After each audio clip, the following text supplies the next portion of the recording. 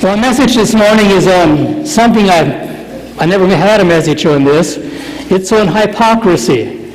And as I studied this, I thought this would be a short message. The more I looked into it, the more I found out. Can somebody tell me who that is? Who that couple is up there?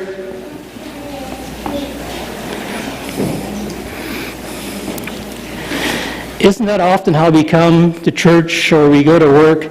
We cover up everything. We don't want people to know what's going on the inside. They're covered up pretty well. You don't see a whole lot. Well, that's who it is. That's the real deal. But, so often we come to church and we wear a mask. We don't want anybody to know who we are, so we wear a mask and hide everything behind. Do I look pretty good?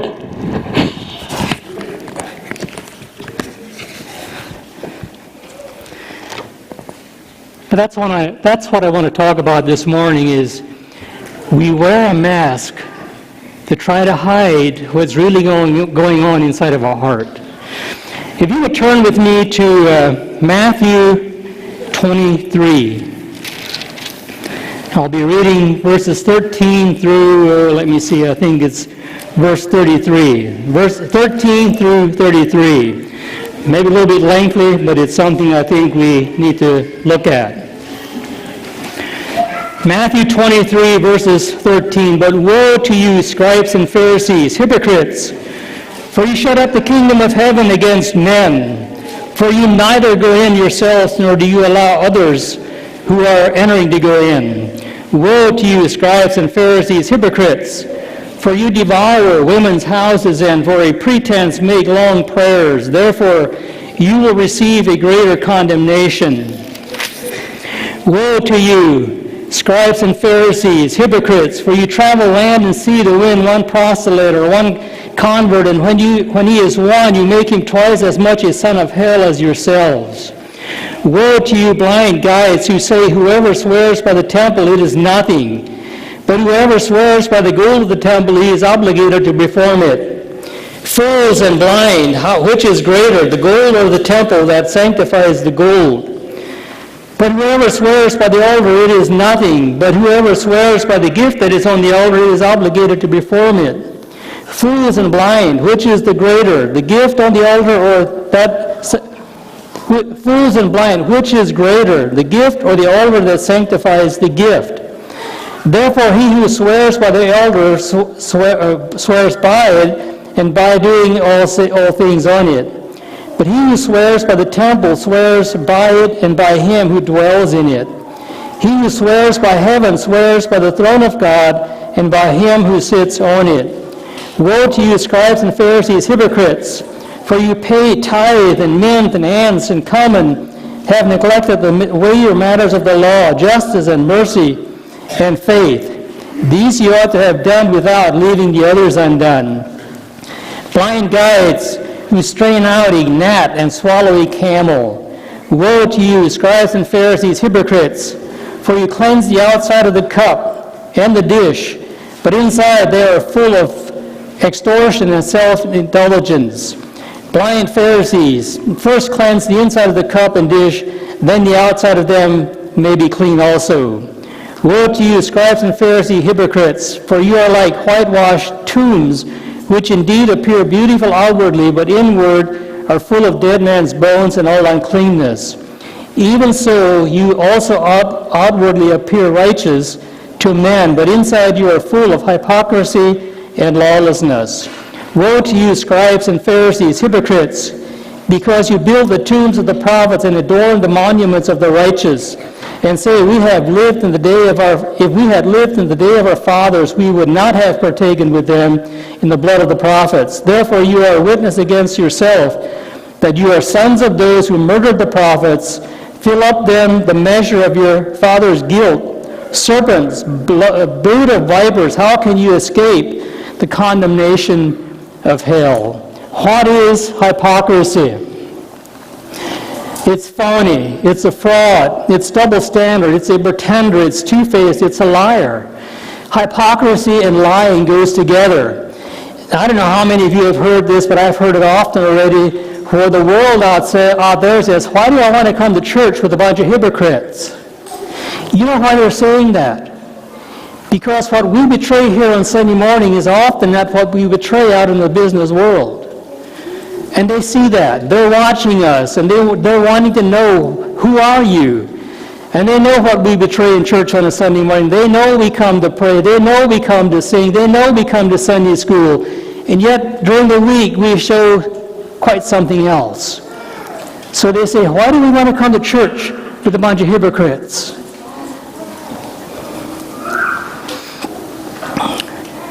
Jesus had some pretty strong words, and words of condemnation of people who pretend to be someone or something when they in reality are not. He calls them hypocrites. Verse 13 to 14 says, but woe to you, scribes and Pharisees, hypocrites, for you shut up the kingdom of heaven against men, for you neither go in nor do you allow others who are entering in. What is he saying? He says, you are keeping people out of heaven by what you're doing. He says they're at the door, they're ready to enter in, and says you're stopping them from entering into the kingdom of heaven. And he's going to share a little bit more later on. He says, woe to you, scribes and Pharisees, hypocrites, for you devour women's houses, and with a pretense make long prayers. What is a pretense? It's fake. It's a hoax. It's deception. It says you stand in the synagogues and you make long prayers, and it's a hoax. It's a deception. That's not who you are. Jesus said in Matthew 6, he talks about the Lord's Prayer. He said, don't be like the hypocrites. Don't be like the Pharisees, where they stand on the street corners and they make these long prayers and have these prayer robes on, but their heart is not in it. Their heart is not there. He says, don't be like them. It says, woe to you, scribes and Pharisees, hypocrites, for you travel land and sea to win one proselyte or one convert, and when he is one, you make him twice as much as a son of hell as yourselves. It would be like the Muslim coming into our community and convincing us that we need to give up Christianity because we believe we are born again, we believe we are going to the glories of heaven with Jesus, and it's like a Muslim coming in and say, whoa, you're not going there, switch over to my religion, it's much purer, there's relationship there, and we switch over to be a Muslim, and we know that their religion, according to Scripture, will not be going into the glories of heaven. And Jesus is saying, this is what you're doing. You have people that are on their way to heaven, and you're convincing them to act like you do. You're nothing but hypocrites. He says, woe to you. Verse 23, woe to you, scribes and Pharisees, hypocrites, for you pay tithe and mint and ants and cumin, and you neglect the weightier matters of the law, for justice, mercy, and faith. These you ought to have done without leaving the others undone. It says you practice tithing. Remember, Jesus also talked about tithing. He says when the Pharisees tithe, they would come to the street corner, they'd hold up their money in their hand high above the bucket or wherever they were dropping it into. It would jingle as it would drop down into the bucket and let the people know how much we're putting in. Just don't be like that. They wanted to be seen. They wanted to let people know, hey, we're giving this morning. We're doing great, aren't we? He says he said it should be done, but he said you're leaving the weightier matters that you're not doing. He says faith. He says justice and mercy. He said salvation. He said those are the things that are important. But he says those are things you're not doing. You're only concerned about what looks good. Woe to you, scribes, Pharisees, hypocrites, for you cleanse the outside of the cup and dish, but inside you are full of extortion and self-indulgence. Blind Pharisees, first cleanse the inside of the cup and the dish, that the outside might also be clean.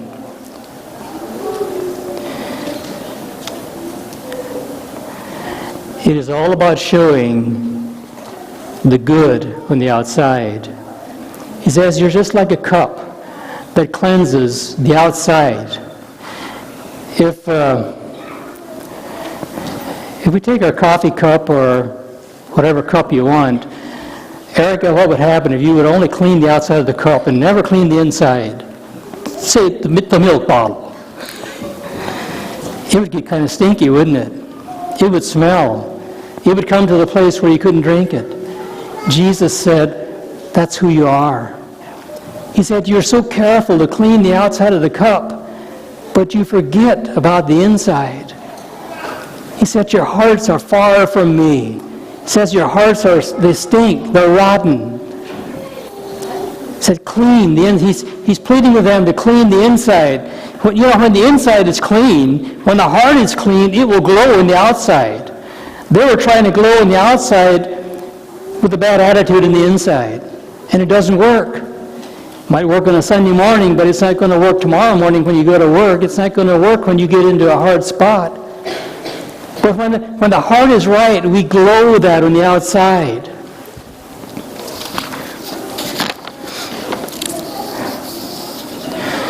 Says you blackmail, says you forget about what is really important. What sorrow awaits you, teachers of religious law, and you Pharisees, hypocrites, for you are like the whitewashed tombs, beautiful on the outside, but filled on the inside with dead man's bones and all sorts of impurity. Outwardly you look like righteous people, but inwardly your hearts are filled with hypocrisy and lawlessness. I did a little bit of history searching, and I found out that once a year they would go to the cemetery and they would wash the headstones. They would make sure everything was really nice and clean, and they would wash them. But you know what was underneath those headstones? It was death. It was nothing but dead man's bones. And Jesus said, that's exactly who you are. He says, you look so good on the outside, but it's inside. It's full of dead man's bones. There's nothing there. There's no life there. There's death there only, he says.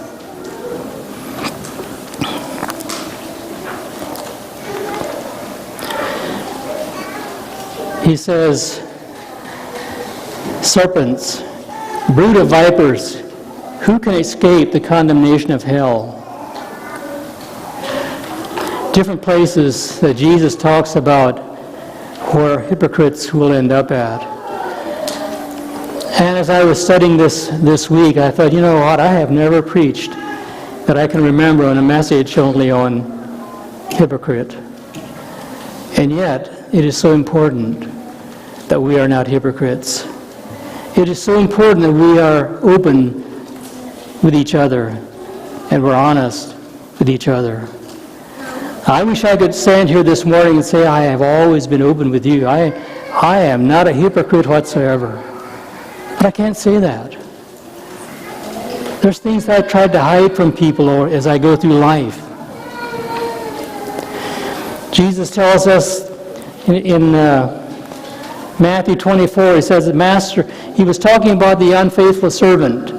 He said, the master of that servant will come on a day when he is not looking for him, at an hour that is not aware of, and he will cut him in two and appoint his portion with the hypocrites, where there shall be weeping and gnashing of teeth.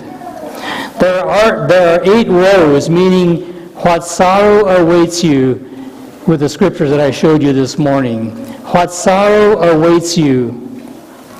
In Revelations 21:8 it says, but cowards, unbelievers, the corrupt, the murderers, the immoral, those who practice witchcraft, idol worshippers, and all liars or hypocrites, their fate is in the fiery lake of burning sulfur, that is the second death.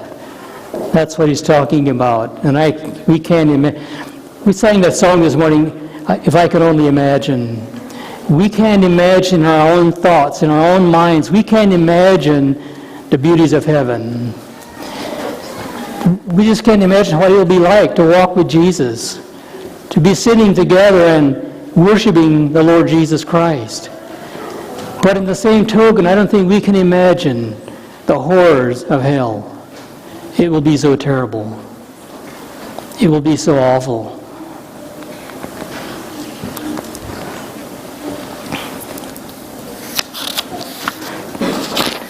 We have some stories in the Bible about hypocrisy. The one story I'd like to talk about this morning is Isaac, Esau, Jacob, and Rebekah. You probably know the story, but Isaac was getting old. He was actually blind by now. He couldn't see anymore. And he knew that death was just around the corner. So he called his son Esau and said, Esau, he said, I want you to go down in the woods, take your bow and arrow, and he said, I want you to kill some game for me. You know what I like, a nice young buck. And he said, I want you to make that savory meal for me, that spicy meal that I love. He said, and when you do that, you bring it back to me, and I eat of that, he said, after I'm done eating, I'm going to give you the blessing. Now, Isaac, or Esau was the oldest son, and usually the oldest son received the blessing. He had a blessing for all, usually the father had a blessing for all the sons, but the elder son always got a double portion. So if dad had an inheritance of $10,000 for each child, the elder son would always get $20,000.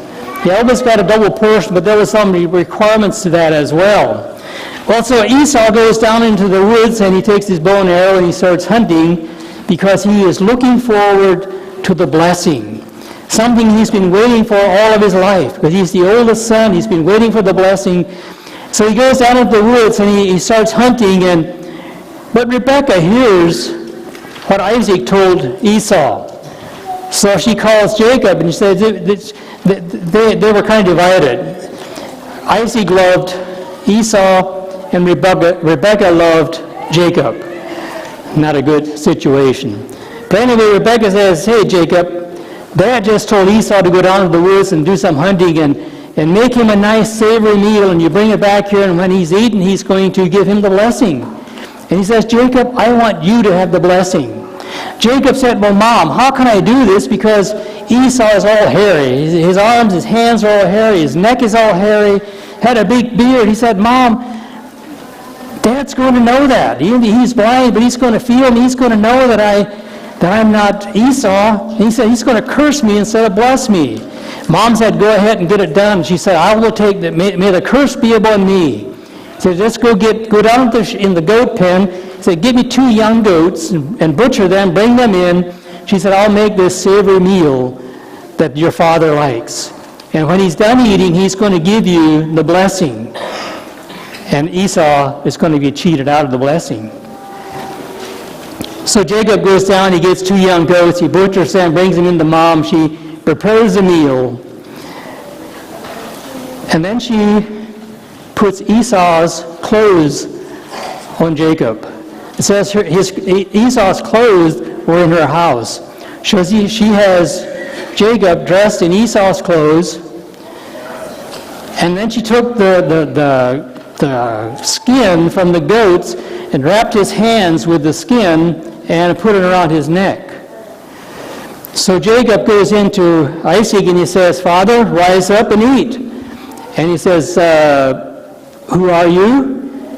He said, I'm Esau, your son, your firstborn. Come closer, son. Let me feel you. So he felt his hands and he felt his neck and he said, are you sure you're Esau? Yep, I'm Esau. Well, it says you feel like Esau, but you sound like Jacob. I'm Jacob.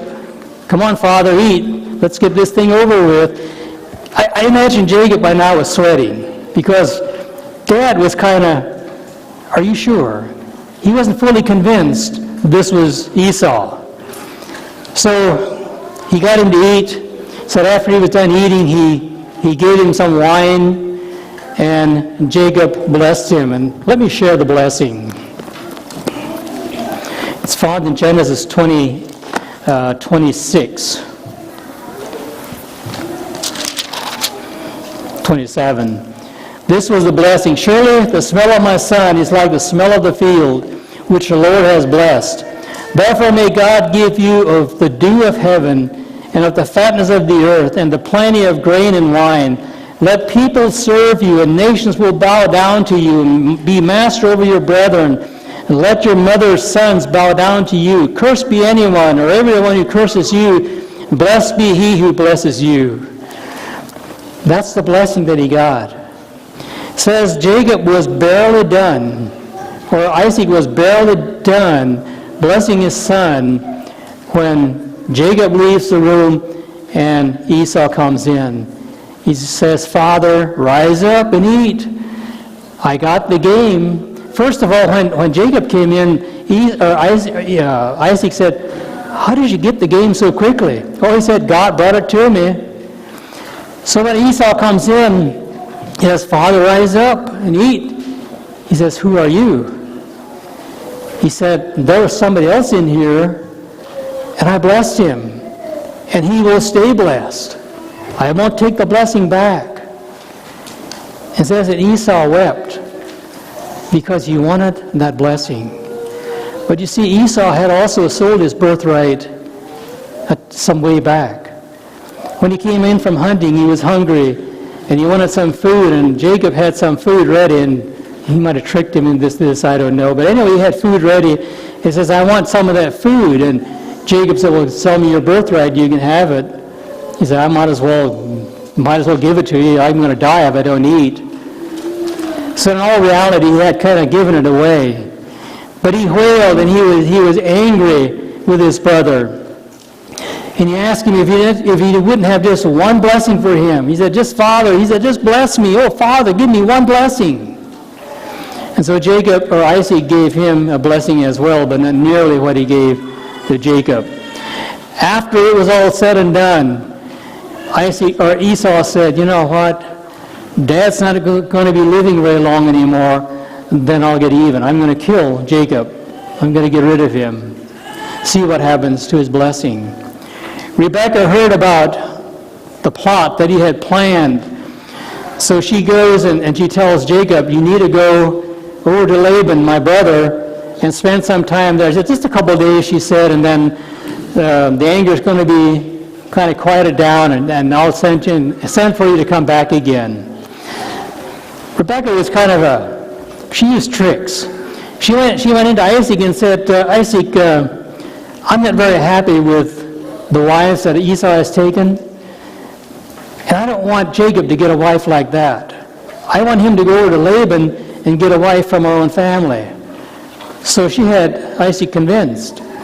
So Isaac calls Jacob and he says, I want you to go over to Laban, which was a couple hundred miles, and I want you to get a wife from our own family. Jacob goes up, he starts traveling, he has a dream, the ladder reaches up to heaven, and he comes over and he meets Rachel. She was bringing her sheep in. The sheep had gathered, they were ready for the evening watering, and Rachel was the last one. And he came up to the shepherds and said, do you know Laban? And they said, well, yeah, we know Laban. There's his daughter coming in with the sheep now. And Jacob rolled the stone back and he watered her sheep and he kissed her. Guys, I would not encourage that. Meeting a lady like that the first time, kissing her, probably get slapped. I think I would have been slapped the first time around like that, acted like that. Probably most of us would have been slapped. Not a good idea. But he kissed her, and he loved her. He wanted to marry her. So he goes to Laban, and some time goes by, and he says, Laban asked him what he can do for him. He said, if you work, I will give you 7 years of labor for your daughter. Laban said, sounds good to me. And so he worked for 7 years. He goes to Laban and he says, my time is up.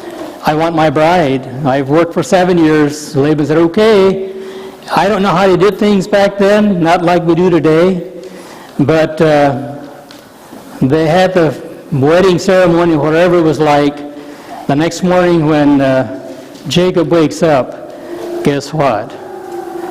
It wasn't Rachel, it was Leah. You see, he betrayed his father. His father-in-law betrayed him. And usually what goes around comes around.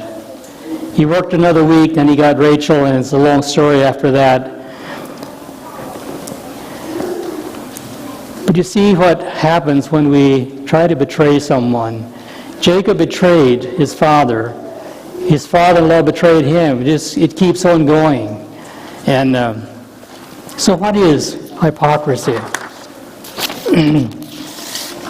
Hypocrisy, this is not all from myself. Some of this, what I'm sharing here, is from Caring for the Hearts Ministries. But hypocrisy is pretending something on the outside that is not real on the inside. That was the Pharisees. That was the Sadducees. We say, how are you this morning? I am just fine. When things are not going fine. You just had a big fight with your wife or your husband or your children, and it's not fine, but we don't want people to know that. We want people to think we're all okay and everything is fine and dandy. How's your relationship with God? Oh, it is awesome when we don't even pray and ask God. How's your marriage? Oh, we have an awesome marriage. When in all reality, it's not a good marriage. But we don't want people to know that. We want people to think we've got it all together and we have an awesome marriage. Hypocrisy prevents openness with others. You will always try and cover up or hide something from others. It is living a lie. Hypocrisy adversely affects relationships. It affects how you respond to your wife, your children, your family members, your employees, employers. You pretend you're having an affair, but pretending you're faithful, emotional or physical. Hypocrisy is practiced by saying one thing and believing another. Matthew 15:8 says this, "These people draw near to me with their mouth and honor me with their lips, but their heart is far from me." You can be a teacher, a preacher, a worship leader, an usher, and honor God with your lips, but inside, you're someone else. Hypocrisy is practiced in many different ways. Children pretend to be submissive towards parents while being rebellious on the inside. A person can pretend to have an intimate relationship with God when in reality there is none. A person can pretend they love someone when inside there is anger and hate. A person can pretend to be spiritually well when in reality they are hiding sins in their life. Some years ago, and it's been a number of years ago, I heard a preacher, and I was in the service or in the audience when he preached. He talked against smoking. And later on, I had something I needed to talk to him about. So I went to his place, and lo and behold, I found him in the barn smoking. You know what that did to me? You know what the first thing is that I think about when I see him today? He's still living today. He betrayed me. Because he talked against tobacco as he was up front. And yet, there's a week or two later, I stopped in at his house, and he was smoking a cigar. He betrayed me. And I think about that when I see him today. He wasn't betraying who he really is. It would have been better for him to say, guys, you know what, smoking's okay, I do it all the time. But he was telling us we shouldn't be doing it, when in reality he was doing it. But how often do we do that? How often do we say we shouldn't be doing this and this and this, but in reality we are doing it?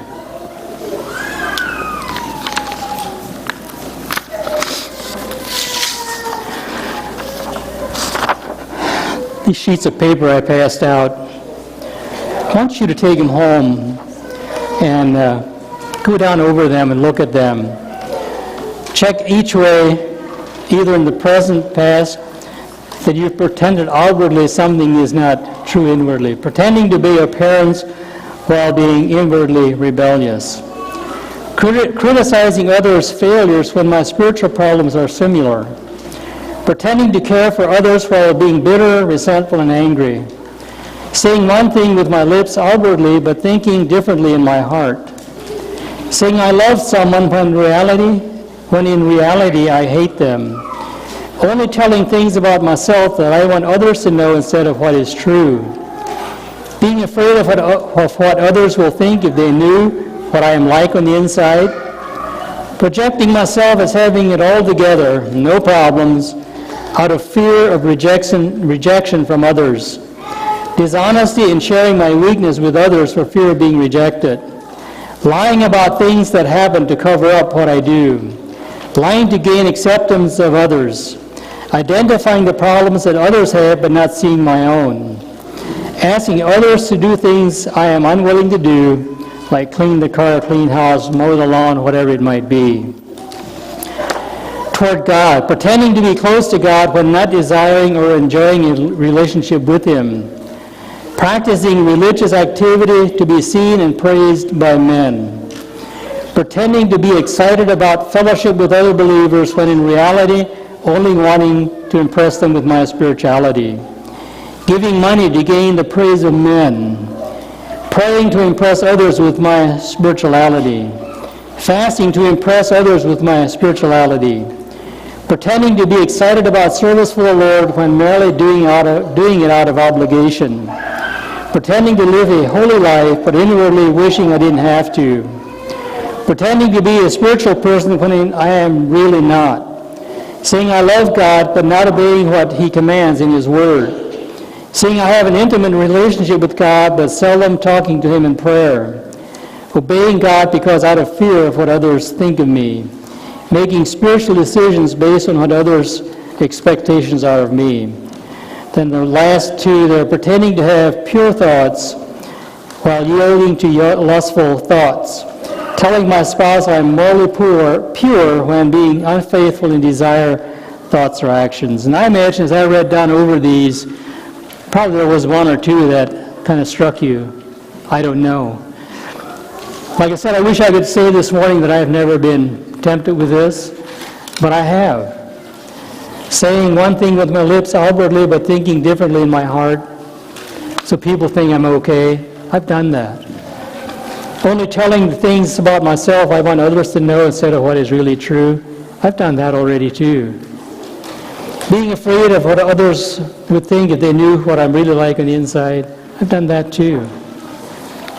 Pretending to have pure moral thoughts while yielding to lustful thoughts. I've done that in the past as well. But we try to cover it up. But at the bottom there's a prayer. It says, Lord, I acknowledge and renounce my hypocrisy as evidenced through my and you, whatever it is up here. I ask your forgiveness for my hypocrisy and choose to respond with openness, truthfulness, and honesty from my heart. I ask you to take these home, find a private place, and go down over the list and just put a check mark on each one that affects you. Then when you are done checking those, take each one in prayer to the Lord. You see, hypocrisy has there won't be any entry into heaven with hypocrisy. And we need to be clean. We need to be open before God. I need to be open before you. I've prayed through these prayers already. I encourage you to do the same thing. God is a forgiving God. He will forgive you for practicing hypocrisy, but He also expects repentance, because that's what He was trying to tell the Pharisees. You need to repent. You need to turn away from only looking good on the inside. You need to invite Jesus Christ into the heart and become a new man.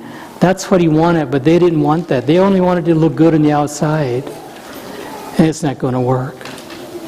Take the sheets home, look at them, and if you need more help, I'd be happy, and I think Jimmy would be happy to sit down with you and share with you, pray with you, whatever we need to do. But hypocrisy and pride and lying will never enter into the glories of heaven.